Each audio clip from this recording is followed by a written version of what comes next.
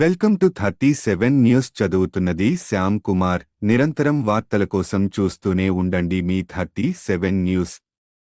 నమస్కారం. 37 news channel కి స్వాగతం. భవన నిర్మాణ కార్మికులకు బిల్డింగ్ వర్కర్స్ వెల్ఫేర్ బోర్డు ద్వారా సంక్షేమ పథకాలు పునరుద్ధరించాలని కోరుతూ ఈరోజు మచిలీపట్నం కలెక్టరేట్ ఆఫీస్ ఎదుట ధర్నా నిర్వహించడం జరిగింది. జగనన్న ప్రభుత్వం వచ్చిన తరువాత భవన నిర్మాణ కార్మికుల సంక్షేమ బోర్డు ద్వారా వచ్చే సంక్షేమ పథకాలు 12, 14 జీవో ద్వారా నిలుపుదల చేశారని, సంక్షేమ బోర్డులో ఉండే భవన నిర్మాణ కార్మికుల నిధులను 1281 కోట్లు పవర్ ఫైనాన్స్ కార్పొరేషన్ కు తరలించిందని, గతంలో సహజ మరణానికి, ప్రమాద మరణానికి కుటుంబంలో అందరికీ ఇచ్చేవారని, ఇప్పుడు ఈ ప్రభుత్వం వచ్చిన తర్వాత కుటుంబ పెద్దకు మాత్రమే ఇవ్వాలని ఈ ప్రభుత్వం నిర్ణయించింది. ప్రభుత్వం ఇచ్చే పెళ్లి కానుక వధువు 10వ తరగతి చదివి ఉండాలని నిబంధన పెట్టింది. ఇటువంటి నిబంధనలు సంక్షేమ బోర్డు చట్టంలో లేవని, ప్రస్తుతానికి సంక్షేమ బోర్డుల్లో 2000 కోట్లు ఉన్న సంక్షేమ పథకాలకు నిధులు విడుదల చేయట్లేదని జిల్లా ప్రధాన కార్యదర్శి కంచర్లపల్లి వేణుగోపాలరావు గారు తెలిపారు.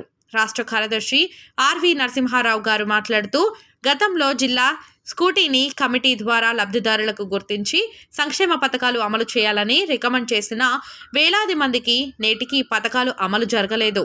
వెల్ఫేర్ బోర్డుల్లో నిధులు 1281 కోట్లు ప్రభుత్వం వాడుకుందని, వెంటనే తిరిగి జమ చేయాలని, రాష్ట్రంలో ఉన్న భవన నిర్మాణ కార్మికుల క్లెయిమ్స్కి నిధులు వెంటనే విడుదల చేయాలని, లేకుంటే మునుముందు ఆందోళన ఉధృతం చేస్తామని హెచ్చరించారు.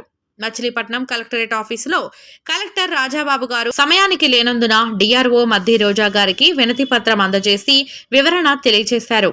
ఈ కార్యక్రమంలో గౌరవ అధ్యక్షులు చౌటుపల్లి రవి, అధ్యక్షులు రాజనాల సురేష్, ప్రధాన కార్యదర్శి కంచర్లపల్లి వేణుగోపాలరావు, కోశాధికారి వేము పెదబాబు మరియు యూనియన్ నాయకులు కొండ, కొమ్మలపాటి రవి, రామకృష్ణ, రమణ, మాజేటి శివ, శ్రీనివాసరావు తదితర భవన నిర్మాణ కార్మికులు పాల్గొన్నారు.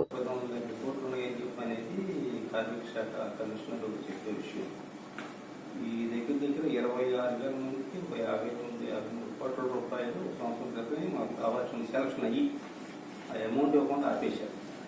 ఆ అమౌంట్ ఇవ్వాలని చెప్పని సంక్షేమ బోర్డు నిర్ధారణ కొనసాగించాలని చెప్పనేది మా డిమాండ్.